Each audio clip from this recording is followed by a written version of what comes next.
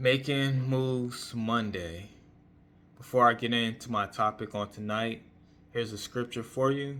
It comes from Galatians chapter 6, verse 10. Therefore, as we have the opportunity, let us do good to all, especially to those who are of the household of faith. Galatians chapter 6, verse 10. Getting into my topic on tonight, just reading that scripture and about doing good to all people. It just makes me think about what's going on right now as far as the port workers getting ready to go on strike.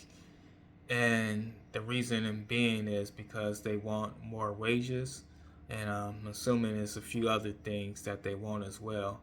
But just sticking on to the money side, it's funny because back in the day, a lot of jobs would give people a raise maybe every quarter.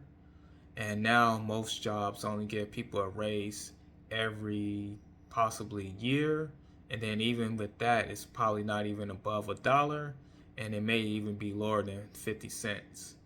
So a lot of people are dealing with this issue as far as not getting paid enough money on their actual jobs. And a lot of jobs are taking advantage of the fact that they know that you actually need a job to make a way for yourself. So they know that they can pay you less because you're going to need and want a job.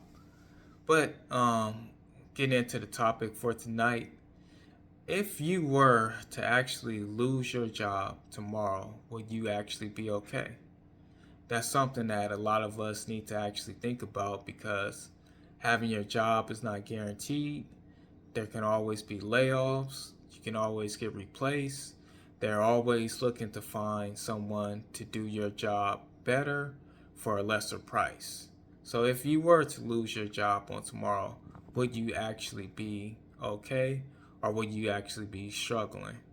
Another thing we should ask ourselves, if or do we actually have a second income, a second source of income, meaning that you have some properties maybe that you rent out, maybe you have a second job, maybe you have a side hustle that you do so that you can actually make some extra money.